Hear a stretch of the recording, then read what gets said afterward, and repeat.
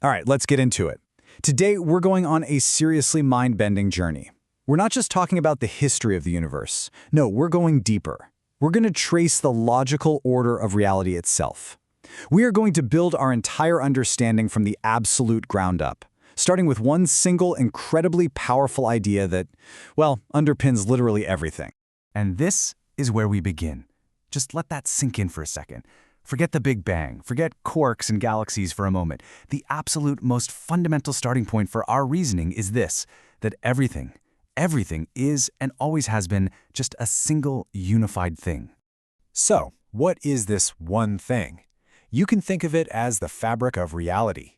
And this is our first logical step. This is the bedrock, the absolute foundation that everything else is built on. And look at this definition. This isn't just some abstract concept of empty space. It's described as a singular object. It has properties. It's the ultimate ground truth, because you just can't go any deeper. This is it. So before there were stars, before there was life, there was just this single, shimmering sheet of pure existence. This idea really puts everything into a wild new perspective, doesn't it? It means that fundamentally, nothing is truly separate. You, me, the screen you're looking at right now, the most distant galaxy you can imagine, we are all just different patterns, different kinds of vibrations rippling through this one all-encompassing fabric. Okay, so if everything is just one big thing, how do we get, well, things, distinct objects? The answer is all about movement. See, this fabric isn't just sitting there. It can move, it can vibrate, it can wrinkle. And these wrinkles are the key to how we get from this one single thing to, well, everything we see around us. So here's how it seems to happen. The fabric wrinkles up, and these wrinkles create stable, localized geometric shapes. Now, these little structures can then have their own internal vibrations, their own resonances. And that's what gives rise to the first things in physics, like photons. And what's really crucial here is that these patterns, these geometric forms, they map directly onto the physics we understand. They become the literal blueprint for our entire physical universe. So, out of these stable patterns, life eventually emerges, and with life comes consciousness. But, and this is a huge but, here is the great cosmic irony. This is where our story takes a really fascinating twist, because consciousness comes with a catch. You might even call it a curse. And this is the question at the heart of it all. If we are just ripples in one big, unified ocean, why does it feel so powerfully like we are individual drops, totally separate from the water all around us? Why do I look around and see a desk and a chair instead of just one continuous, flowing desk-chair fabric pattern? Right here, this is the great disconnect. The underlying reality is this beautiful, unified whole. But our experience of it? It's a fragmented mirage. We live our entire lives navigating a world of separate objects, but that is simply not the fundamental nature of what's really out there. So, why the mirage? Why don't we see the truth? Well, the answer is simple: survival.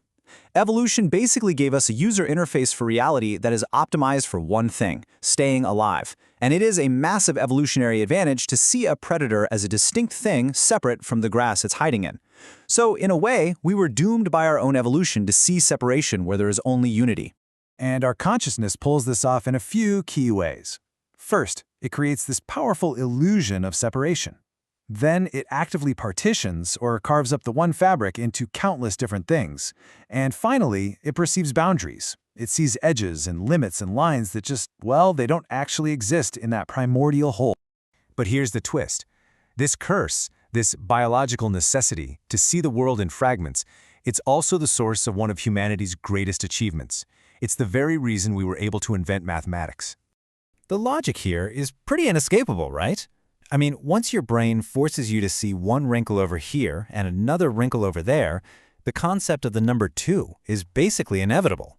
We identify separate objects, we invent numbers to count them, and from that simple starting point, we build the entire incredible architecture of mathematics.